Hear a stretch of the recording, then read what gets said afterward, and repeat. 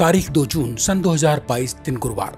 इस वक्त श्रोता सुन रहे हैं टीवी 9 डिजिटल चैनल पर अपना मनपसंद प्रोग्राम पॉडकास्ट और मैं हूं आप सबका हमजुबान संजीव चौहान।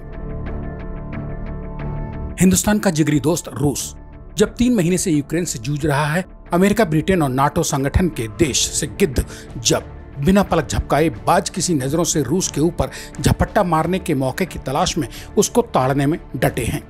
ऐसी मुसीबतों के बीच भी बिना किसी एहसान के हिंदुस्तान से अपनी दांत काटे की दोस्ती का हक अदा करने से नहीं चूका है रूस। वरना सोचिए, बीते 3 महीने से जिस तरह से रूस खून की होली खेलने वालों से घिरा हुआ है, मुसीबत के ऐसे दौर में भला कौन किसका ख्याल रख पाता है। ऐसी मुसीबत में फंसे होने पर खून के रिश्ते भी दूर हो जाते हैं। सबको अपनी और अपनों की जान बचाने की पड़ी होती है। रूस ने मगर अपने ऐसे बुरे वक्त में भी भारत के साथ दशकों पुरानी अपनी दोस्ती को पक्का करने में कहीं कोई कोर कसर बाकी नहीं छोड़ी है। अब खबरें आ रही हैं कि खुद जंग से जूझ रहे रूस ने भारत के कट्टर दुश्मन और दोगले चीन के मुंह लगे दोस्त पाकिस्तान को अधमरा कर डाला है, भारत को बताए बिना ही। मतलब रूस ने भारत के कट्टर दुश्मन पाकिस्तान को पस्त कर डाला है और रूस ने इसकी भनक भी भारत को नहीं लगने दी तब तक जब तक कि पाकिस्तान बर्बादी और तबाही के कगार पर पहुंचा नहीं दिया। आइए समझते हैं कि आखिर खुद 3 महीने से यूक्रेन की धरती पर आग उगलने वाले रूस ने आखिर कैसे बिना शोर मचाए हुए ही निपटा डाला पाकिस्तान को। पाकिस्तान के साथ रूस द्वारा किए गए इस बड़े खेल से दुनिया भौचक्की है तो पाकिस्तान बौखलाया हुआ है। हालांकि भारत इस सब के बीच खुद को तटस्थ ही रखे हुए है, यह सोचकर कि जब भारत के जिगरी दोस्त यानी रूस ने भारत के कट्टर दुश्मन पाकिस्तान को बिना जंग के ही अधमरा कर डाला है, तो फिर ऐसे में भला अब भारत को मुंह खोलने की जरूरत ही कहां बाकी बची है। भारत के मनमाफिक सब कामकाज तो उसके रूस से दोस्त ही कर डाल रहे हैं। रूसी राष्ट्रपति व्लादिमीर पुतिन से लगे धक्के ने पाकिस्तान को दुनिया में मुंह दिखाने के काबिल नहीं छोड़ा है। ऊपर से रूस के इस धक्के से चोट खाए उन पाकिस्तानी हुक्मरानों में कोहराम मचा है जो खुद को दुनिया में हिंदुस्तान के बराबर समझने की गुस्ताखी दिन रात करने के ख्यालों में खोए रहते हैं। दरअसल पाकिस्तान सोच रहा था कि रूस भारत की तरह ही अपने सस्ते कच्चे तेल के कुओं के मुंह उसकी ओर भी खोल देगा कि पाकिस्तानी हुक्मरानों, तुम सब दौड़ लगाते हुए रूस आओ और बाल्टियां भर भर के फोकट में कच्चा तेल ले जाओ और अपने देश में ही अपनों को ब्लैक में बेचकर अपनी जेबें भर लो। पाकिस्तानी हुक्मरानों की यही मुंगेरी लाल किसी चाहत को रूस के धक्के से सबसे ज्यादा चोट पहुंची है। पाकिस्तानी हुक्मरान अगर ऐसे सुनहरे सपने नहीं देखते तो शायद उन सपनों के टूटने का दर्द भी पाकिस्तानियों को नहीं होता। देखने में बेहद सुहाने लग रहे सपनों को जब रूस से मिले धक्के ने बीच में ही तोड़ दिया तो फिर उसके टीस होना या पाकिस्तानी हुक्मरानों के दिल में हुक उठना लाजमी है। भारत का इस सब बवाल से हालांकि कोई लेना देना नहीं है। सपने देखे पाकिस्तान ने और तोड़े रूस ने हैं।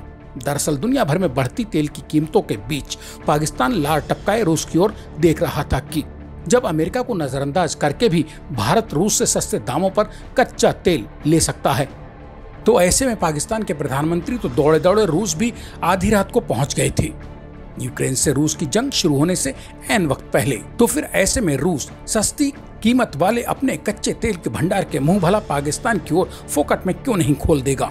अरे भाई पाकिस्तानियों, ये रूस का कच्चा तेल है, ना कि तुम्हारे कब्जे वाला यानी पाक अधिकृत कश्मीर, जो तुम दिन रात कश्मीर कश्मीर, मेरा कश्मीर, तेरा कश्मीर का राग अलाप कर दुनिया को बहकाने की नाकाम कोशिशें करते रहोगे और रूस तुम्हें डर कर कच्चा तेल थमा देगा कि ले लो, जाओ हमारे यहाँ से फोकट का कच्चा तेल और जाकर अपने ही लोगों को पाकिस्तान में ब्लैक में बेचकर भर लो अपनी जेबें। यह रूस का कच्चा तेल है, वो चाहे अपनी सड़कों या नालियों में ही क्यों ना बहा दे। मगर पाकिस्तान को अगर रूस अपना कच्चा तेल देने को राजी नहीं है और वो अपने जिगरी दोस्त भारत को बुला बुलाकर कच्चा तेल सस्ती कीमतों पर बांट रहा है, तो इसमें पाकिस्तानी हुक्मरानों के बिलबिलाने जैसी कौन सी वजह है। रूस का तेल, रूस का दाम चाहे जिसे बांटे। दरअसल इस सब बेचैनी की आड़ में रार की असली जड़ है पाकिस्तान के पूर्व प्रधानमंत्री इमरान खान का पाकिस्तानियों से किया गया वो वायदा, जिसमें उन्होंने अपने देशवासियों को झूठ बोलकर बहकाया था कि जल्दी ही पाकिस्तान सस्ते दाम पर रूस से कच्चे तेल को खरीदेगा।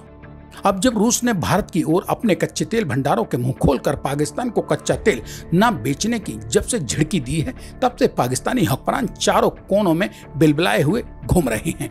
दरअसल पाकिस्तानी हुक्मरानों को इसका इतना दर्द नहीं है कि रूस ने उन्हें कच्चा तेल न देकर दुत्कार दिया है। उनकी जलन इस बात को लेकर ज्यादा है कि आखिर रूस पाकिस्तान के कट्टर दुश्मन भारत के ऊपर क्यों और कैसे पलक पामड़े बिछाकर अपना तेल, अपने हथियार और अपनी दौलत लुटाने पर आमादा है। अब पाकिस्तानियों की इस जलन या जख्म को भारत भला कैसे भरे? ये शिकायत तो तुम्हें रूस से करनी चाहिए, मगर तुम्हारी भी मजबूरी वाजिब है कि तुम भला रूस की देहरी पर जाकर शिकायत तक करने की औकात नहीं रखते हो। ऐसे में तुम्हारा रूस से सस्ते दामों पर कच्चा तेल पाने की हसरतों का तो बंटाधार होना ही था और तुम्हारा बिलबिलाना भी लाजमी है। रूस ने पाकिस्तान को सस्ता कच्चा तेल देने का कोई प्रस्ताव दिया ही नहीं है। इसकी पुष्टि खुद पाकिस्तान के वित्त मंत्री मिफ्ताह इस्माइल कर चुके हैं। अपने वित्त मंत्री की मुंहजुबानी सुनने के बाद से पाकिस्तान के वजीर आजम यानी प्रधानमंत्री शहबाज शरीफ भी सदमे में हैं कि अब वे और उनका देश दुनिया के सामने क्या मुंह लेकर जाएं कि रूस इस दुनिया की सुपर पावर ने भारत को सस्ता कच्चा तेल बांटने के लिए कई बार न्योता भेज दिया है, जिसे भारत ने ससम्मान स्वीकार कर लिया है, जबकि पाकिस्तान सस्ते कच्चे तेल के लिए महीनों से रूस की देहरी पर नाक रगड़ रहा है। और रूस पाकिस्तान को सस्ता कच्चा तेल देने की बात छोड़िए, रूस पाकिस्तान को दो टुक दुत्कारते हुए अपने यहाँ मौजूद कच्चे तेल भंडारों की तस्वीरें तक दिखाने को राजी नहीं है। हालांकि प्रधानमंत्री की कुर्सी से धक्का दिए जाने से पहले तक इमरान खान रोग आ रहे थे कि यह भारत की मजबूत विदेश नीति का ही नतीजा है, जो अमेरिका को नजरअंदाज करके भी भारत ने रूस से सस्ते कच्चे तेल का मोटा सौदा कर डाला है और हमारे द्वारा बार बार चिरौरियां करने के बाद भी रूस हमें अपने कच्चे तेल की खुशबू तक सूंघाने को राजी नहीं है। इस सबके बीच यहाँ श्रोताओं को यह भी बताना जरूरी समझता हूँ कि यूक्रेन रूस की जंग के बीच ही यूरोपियन देशों ने रूस को कच्चे तेल की 90% आपूर्ति रोकने का फैसला किया है। मतलब इस कदम से रूस में आए संकट के चलते रूस निकट भविष्य में भारत को अपने यहाँ मौजूद कच्चा तेल और भी सस्ते दामों पर देने का प्रस्ताव दे सकता है और उस वक्त पाकिस्तान आज से भी ज्यादा फड़फड़ाए और बिलबिलाएगा। इसी के साथ अब आज मुझे यानी अपने दोस्त संजीव चौहान को दीजिए इजाजत। कल मेरे लौटकर आने का कीजिए इंतजार। तब तक के लिए आप सब TV9 डिजिटल चैनल को सब्सक्राइब और पॉडकास्ट की इस कड़ी को अपनों के बीच शेयर करके कमेंट बॉक्स में अपने मन की बात लिखने में मशरूफ हो जाइए, क्योंकि आपके कमेंट, आपके मन की बातें ही तो मेरी और पॉडकास्ट की हर कड़ी की ऊर्जा है